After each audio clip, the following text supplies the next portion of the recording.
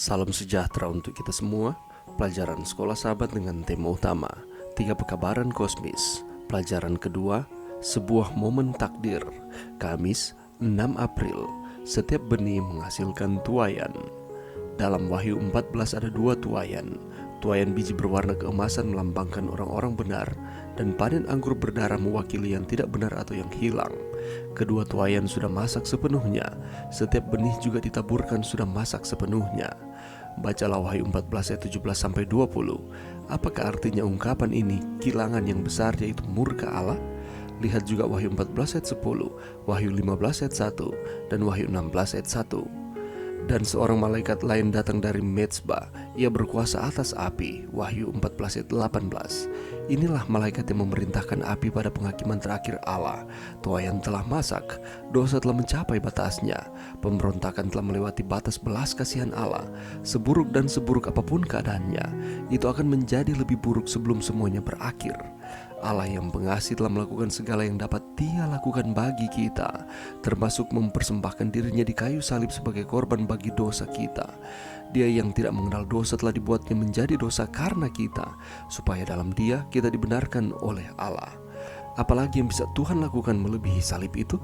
Tidak ada lagi yang bisa dilakukan kasih karunia untuk menebus mereka yang telah berulang kali menolak Roh Kudus.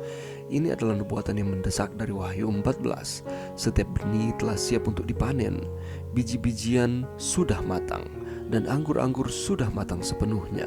Umat Allah menyatakan gambaran kasih karunia, belas kasihan, murah hati, dan kasihnya di hadapan alam semesta.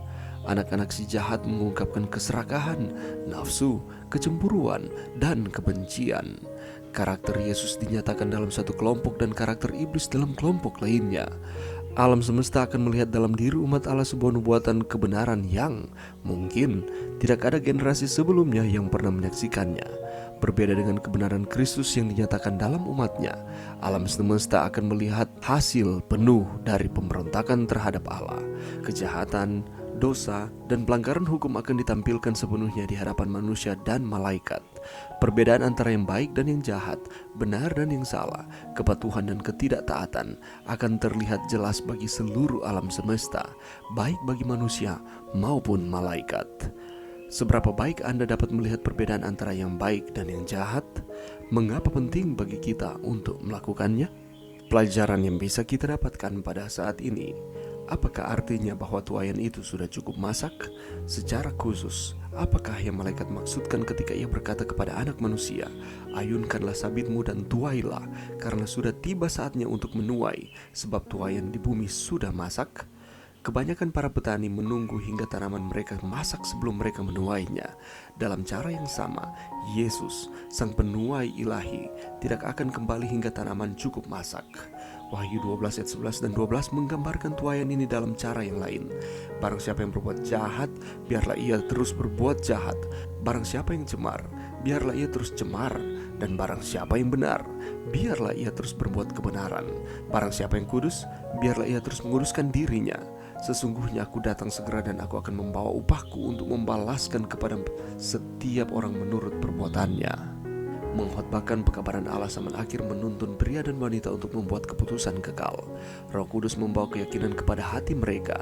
Pilihan mereka untuk menerima atau menolak kasih, anugerah, dan kebenaran Yesus menentukan nasib kekal mereka selamanya. Dengan demikian, mereka membuat keputusan akhir mereka yang tak dapat ditarik kembali. Bila mana syarat-syarat ini terpenuhi, tuayan sekarang akan masak untuk dituai. Pada waktu itu, hanya akan ada 2 golongan di atas bumi. Mereka yang benar-benar secara terang-terangan menyerahkan diri kepada Kristus. Tak ada yang dapat mengguncang kesetiaan mereka kepada Dia. Dan mereka yang telah mengompromikan titik integritas mereka dan telah menjualnya kepada iblis. Pada titik ini, seluruh semesta akan melihat tabiat Kristus dinyatakan dalam diri umat tebusan, dan tabiat iblis dinyatakan dalam diri orang yang terhilang. Adalah maksud dari pekabaran itu di mana kita sedang melakukan pendalaman triwulan ini, yaitu untuk menghasilkan tuayan yang mulia bagi kerajaan Allah.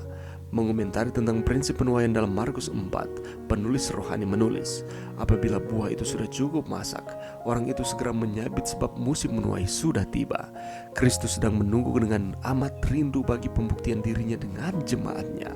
Bila tabiat Kristus diperlihatkan dengan sempurna dalam umatnya, barulah ia akan datang untuk menerima mereka sebagai miliknya. Adalah kesempatan yang istimewa bagi setiap umat Allah, bukan saja untuk menunggu, tetapi untuk melekaskan kedatangan Tuhan kita. Kita semua adalah orang yang mengaku sebagai pengikutnya yang mengeluarkan buah kepada kemuliaannya. Betapa cepatnya seluruh dunia akan ditaburi dengan benih Injil. Dengan segera penuaian besar yang terakhir sudah sedia, dan Tuhan akan datang untuk mengumpulkan gandum yang berharga itu. Membina kehidupan abadi, halaman 69. Inilah kabar baik yang luar biasa. Yesus akan menyempurnakan apa yang Dia telah muliakan dalam kehidupan umatnya. Dialah perintis dan penyempurna iman kita. Sebagaimana Rasul Paulus menyatakan kepada jemaat di Filipi, akan hal ini aku yakin, yaitu Ia yang memulaikan pekerjaan yang baik di antara kamu akan meneruskannya sampai pada akhirnya pada hari Yesus Kristus. Kasih karunia lebih besar dari dosa, sebab di mana dosa bertambah banyak, di sana kasih karunia menjadi berlimpah-limpah. Mungkin sulit untuk memahami bagaimana Yesus akan menghasilkan tuaian akhir dalam kehidupan kita yang sudah tercemar oleh dosa. Namun itu semua dicapai oleh kasih karunia melalui iman. Dan sekalipun kita selamanya dan hanya diselamatkan oleh kebenaran Kristus yang dihisapkan, dikreditkan bagi kita oleh kasih karunia melalui iman, kita menerima kuasa yang menyucikan dalam kehidupan kita juga.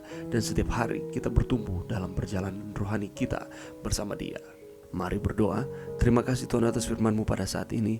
Bantu kami Tuhan, untuk kami dapat menghasilkan benih yang baik di dalam kehidupan kami. Kami akan terus setia kepada Tuhan, dan ketika Tuhan datang, kami memperoleh kehidupan kekal. Ini doa kami di dalam nama Yesus. Amin.